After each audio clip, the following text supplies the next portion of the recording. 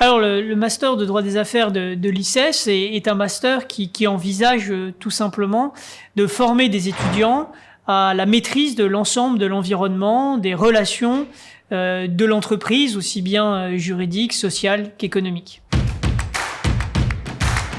Alors, les objectifs du master droit des affaires sont d'abord des objectifs comme tout master, c'est-à-dire donner des connaissances nécessaires à la maîtrise du droit des affaires aux étudiants, mais notre particularité étant d'avoir un master en alternance, c'est également de former très rapidement nos étudiants à pouvoir travailler en entreprise et donc d'être capable de rédiger des contrats, de gérer du risque contentieux. Troisième objectif, c'est également de former nos étudiants à l'éthique des affaires. Le programme a été pensé pour répondre à l'ensemble des problématiques de l'environnement de l'entreprise. Et donc l'étudiant pourra, entre le Master 1 et le Master 2, aborder le droit social, le droit des affaires, bien évidemment, le droit bancaire, mais aussi la fiscalité patrimoniale ou le droit de la concurrence, et également avoir quelques enseignements d'ouverture avec de l'intelligence économique, mais aussi de l'anglais des affaires. Il va d'abord y avoir une première phase, c'est-à-dire une étude du dossier, et donc les premiers critères, c'est d'avoir un bon dossier universitaire. Mais à ces premiers critères universitaires, on va ajouter également la pertinence du projet professionnel de l'étudiant pour voir si finalement il a un projet qui correspond à notre master. Il y aura également dans un deuxième temps un test qui n'est pas un test éliminatoire, mais qui nous permettra de savoir quel est le niveau d'entrée en langue française, mais aussi en anglais. Et enfin, il y aura un entretien qui nous permettra de connaître la motivation, de tester l'étudiant. Et enfin, il y aura une commission qui se réunira pour déterminer si l'étudiant est pris ou non. La charge de travail se répartit sur une année universitaire, c'est environ 450 heures de cours et de séminaires. À ceci, bien sûr, il faut ajouter, comme nous sommes en master et donc dans un diplôme de second cycle, du travail personnel assez important pour les étudiants, pour approfondir les matières.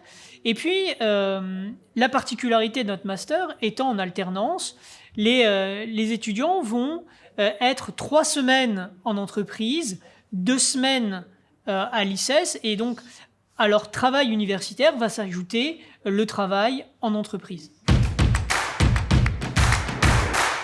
L'étudiant peut se diriger soit vers le monde de l'entreprise et donc être conseiller juridique d'une entreprise, mais aussi travailler dans le monde bancaire ou dans le monde des assurances.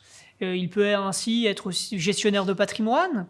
Et puis, il y a le choix que font beaucoup d'étudiants de master, c'est-à-dire l'avocature et devenir avocat et pourquoi pas se spécialiser en droit des affaires.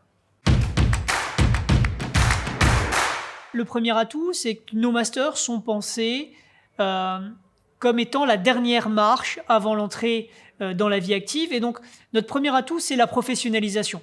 La professionnalisation commence dès la rentrée par un séminaire qui est proposé à l'ensemble des étudiants pour leur montrer de suite comment travailler en groupe. C'est également un suivi par le pôle entreprise tout au long de leur master. Deuxième atout, sont les opportunités qui sont offertes aux étudiants du master.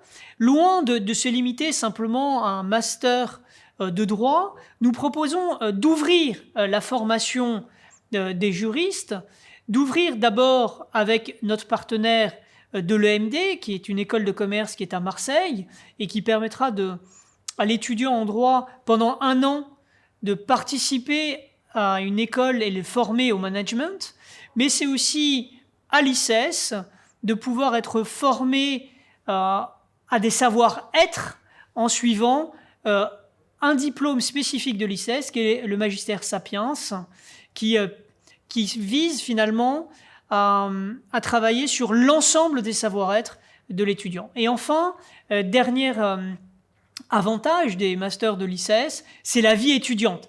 Alors la vie étudiante dans tous ses aspects, la vie étudiante bien sûr au travers ses associations, mais aussi la vie étudiante qui est le début de la composition d'un réseau pour la vie professionnelle future.